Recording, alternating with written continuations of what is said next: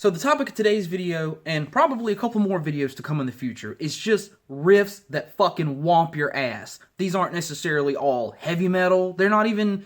Don't worry about the genre. None of that shit matters. What you're gonna get to hear is riffs that have made an impact on me over my life. There's no, this is the top 10, this is the top 25, none of that bullshit. They're not in any kind of order, except the order that I felt like playing them in. I just wanted to talk about them. I want to talk about riffs that just make guitar playing fucking fun.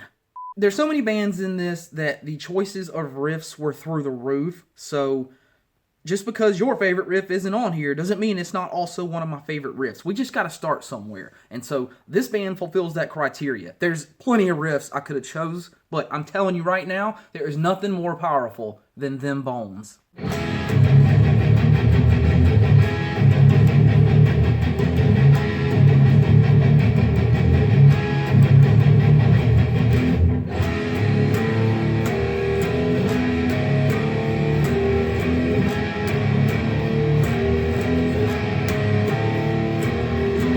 Yeah, Staley and Cantrell, whew, that was a fucking deadly combination. And them and so many other bands might not be around today if it weren't for the next one on this list. Such an influential band to so many artists out there. How could you hate Children of the Grave?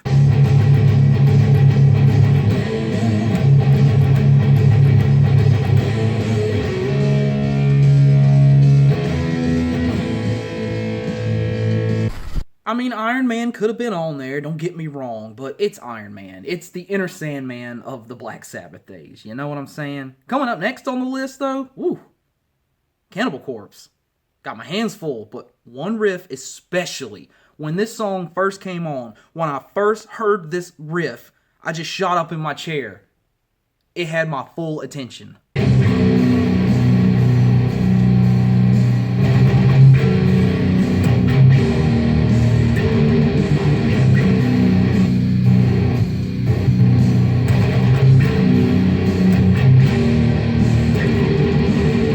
That's what fucking heavy metal is all about. It doesn't always have to be fast as shit, speed metal. It just has to make you fucking groove. And goddamned if I don't groove to that.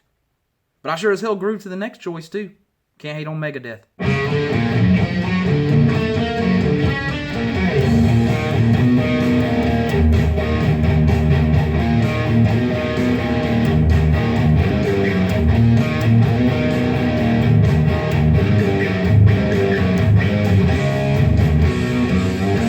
Rust in Peace might as well be on here. The whole fucking album. And I know that Angry Again isn't from Rust in Peace. It's just when you start talking Megadeth, you're basically talking every riff a masterpiece.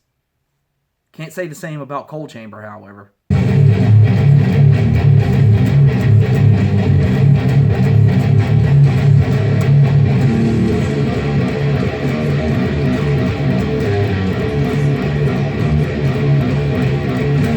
I already did a review on this whole album. It was the first video I did in my Is It Still Good series, so you can check that out if you want. The link's in the description.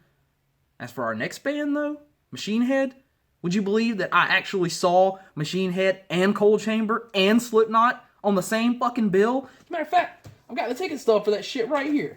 I'll fast forward through this. Hold on. Oh, that's right. It's on the back of my Megadeth ticket. So check it out. Megadeth. In a fucking tiny-ass club. Should have showed this during the Megadeth part. But more importantly, Cold Chamber, Machine Head, and Slipknot. All at the same fucking building. That was glorious.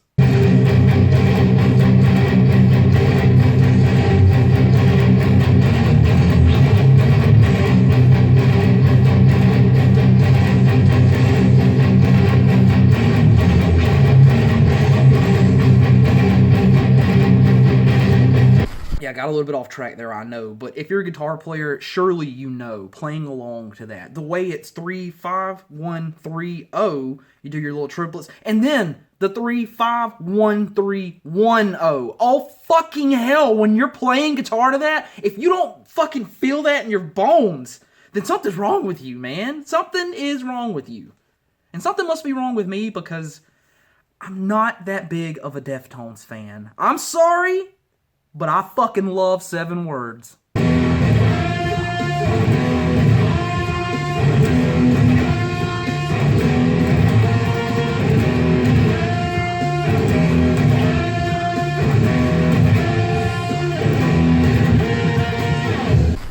That chorus screams badassness. Now, I got my own little finesse on it. I know he doesn't do the little palm mutes and all that, but I just fucking love that. I love that so much, I couldn't help but put my own spin on it. I also like Bored. Bored is a really good song, but just not a big Deftones guy, and I've seen them live. They're just okay to me. Kind of like White Zombie.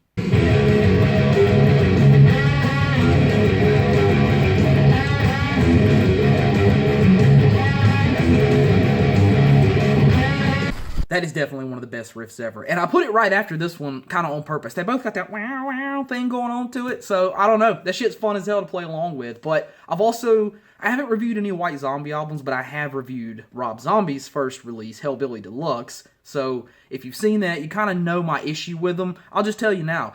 He's the Beck of heavy metal, okay? Rob Zombie's lyrics just fucking are meaningless. And I understand that they don't need to have meaning since everything... It's just a have fun kind of thing. So I'm not saying they suck or anything. I'm just saying, like, I don't fucking remember half the lyrics to White Zombie. It's just a bunch of shit.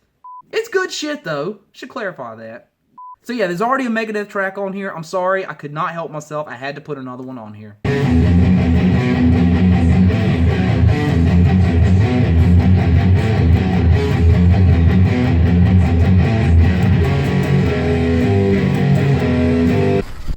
This chorus fucking stuns me in its complexity. Its spacing around the first 4 frets. How many notes there are in it. How much leverage. How much climb there is in it. And it's in 4 fucking frets worth of space. It's fucking amazing.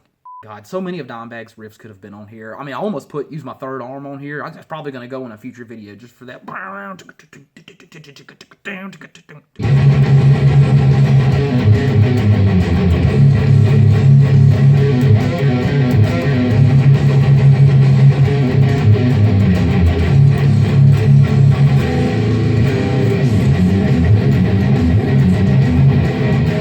The way the well, you just fucking heard it. I'm just saying, exemplifies everything that Dime was. He was a fucking powerhouse, and it's a goddamn tragedy that he's gone, thanks to some fucking madman.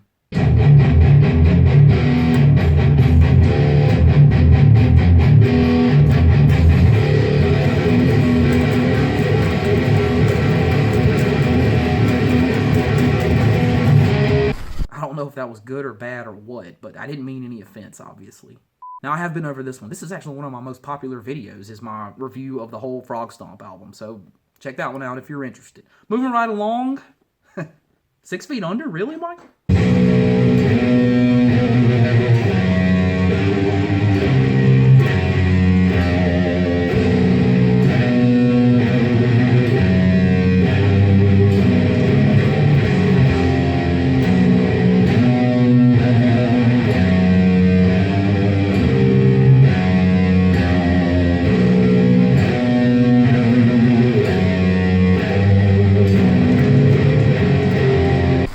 Actually slightly out of tune in this, so my bad. I was having to tune my guitar up and down on the moment here for this one, but Jesus fucking Christ, this is Satan's theme song, man. I already covered that one, but what I didn't cover was the next band, Pissing Razors. Not very many people have ever heard of these guys. They were kind of big for a little while in the underground scene, but holy shit, man, me and my friends got on stage with them at Ground Zero during this song, and it was fucking amazing.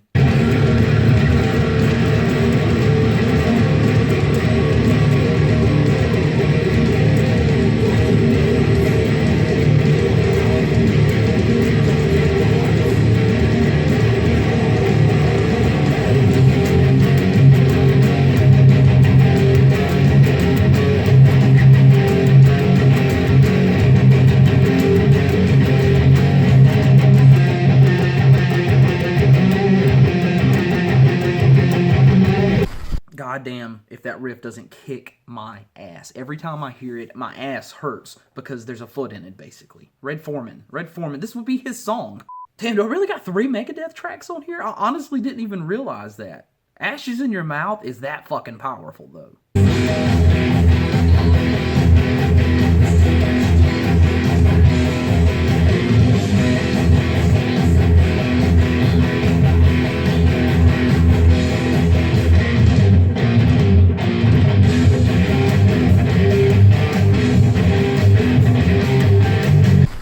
wish I'd done was put the chorus in here, so maybe that'll have to go in a future video.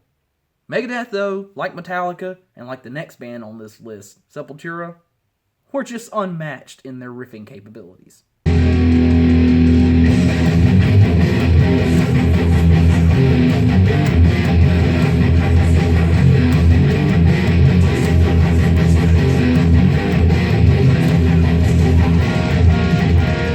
God, why don't I just put the whole fucking Arise album on here? I easily could have, okay? Now, for this next track, Metallica didn't write this one, but I sure as hell didn't really care for the original version of it, and what they did with it, fucking, it's amazing! It's goddamn amazing.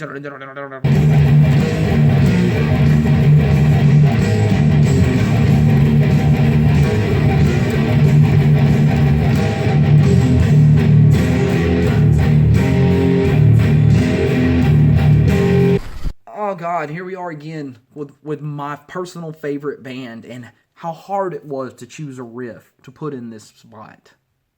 Delirium Trigger, though.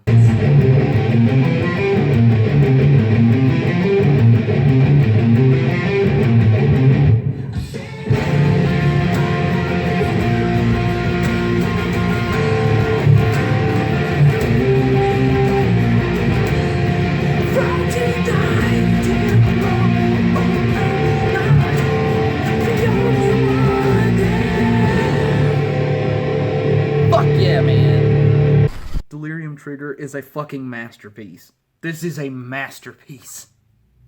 Nothing else to say.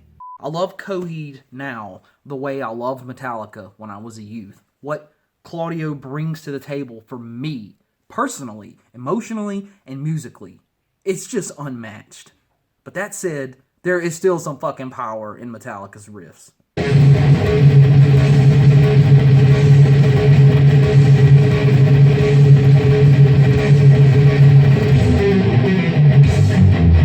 Yeah, that E-Gallop is fucking nasty.